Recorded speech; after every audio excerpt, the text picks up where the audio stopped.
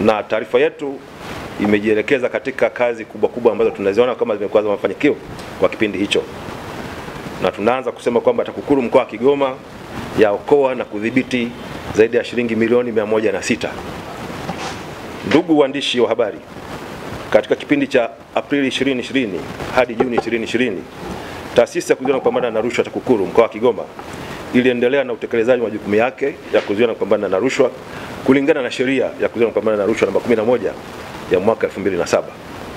Katika kipindi hicho, TAKUKURU mkoa wa Kigoma imefanikiwa kuokoa fedha kiasi cha shilingi milioni 106,487,569 na senti 97. Kati ya fedha hizo, kiasi cha shilingi milioni 21,895,500 zimeokolewa katika kazi za uchunguzi uliohusisha kutokurejeshwa kwa mikopo sugu kutoka kwa wanachama wa Jikomboe SACCOS iliyopo katika halmashauri ya wilaya ya Kigoma, kulikopelekea SACCOS hiyo kushindwa kabisa kulipa akiba na amana za wastaafu pamoja na wanachama waliojitoa katika wanachama wa SACCOS hiyo. Fedha hizo zitagawiwa leo kwa wananchi ambao ni wanachama wa SACCOS hiyo. TAKUKURU itaendelea kurejesha fedha kutoka kwa wadaiwa sugu waliobaki wasiotaka kurejesha mikopo kwa hiari.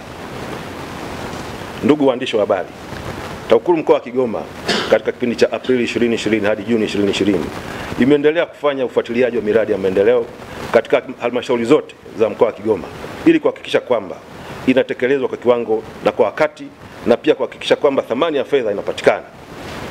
Katika kipindi hicho, jumla ya miradi 11 ya sekta za elimu, afya na barabara yenye thamani ya shilingi bilioni 1,163,826,023 imefanyiwa ufuatiliaji. Katika miradi hiyo, miradi mitatu yenye thamani ya shilingi milioni 360,136,773 imebainika kuwa na dosari, na hivyo uchunguzi umeanzishwa na unaendelea. Ndugu waandishi wa habari, katika kipindi husika TAKUKURU ilipokea jumla ya malalamiko 167 ya vitendo vya rushwa na yanaendelea kufanyiwa kazi katika hatua mbalimbali.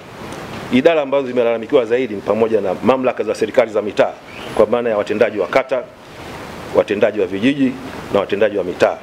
Pia Baraza la Ardhi la Nyumba wilaya ya Kigoma limelalamikiwa, jeshi la polisi na miradi mbalimbali inayotekelezwa katika halmashauri za mkoa wa Kigoma. Katika kipindi tajwa, kesi 6 ziliendelea katika mahakama za wilaya ya Kigoma na Kasulu, zikiwemo kesi mpya 3 zilizofunguliwa. Kesi 2 zilitolewa hukumu, ambapo maamuzi katika kesi zote 2 upande wa jamhuri ulishinda na washtakiwa kupewa adhabu na mahakama. Ndugu waandishi wa habari, katika kipindi husika TAKUKURU mkoa wa Kigoma imeendelea kutekeleza jukumu lake la kuzuia viashiria na mianya ya rushwa katika taasisi za umma na binafsi zinazolalamikiwa.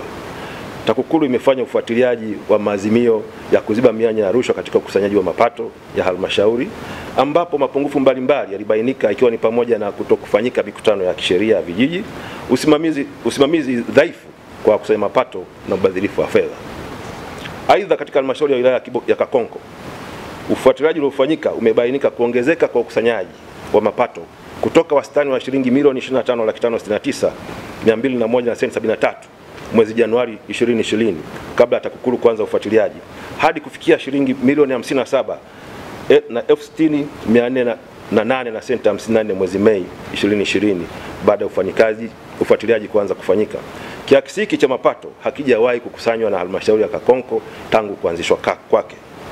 Kadhalika, ufuatiliaji katika wilaya hiyo umefanikiwa kudhibiti kiasi cha shilingi milioni 7,968,800 ambazo zingelipwa kwa mkandarasi kutokana na kusimika nguzo 996 za hifadhi ya barabara zilizo chini ya kiwango cha ubora. Ufuatiliaji uliofanywa na TAKUKURU ulipelekea mkandarasi huyo kung'oa nguzo zote na kuzisimika upya zikiwa katika kiwango cha ubora kinachokubalika, ndipo malipo yake yalipoweza kufanyika.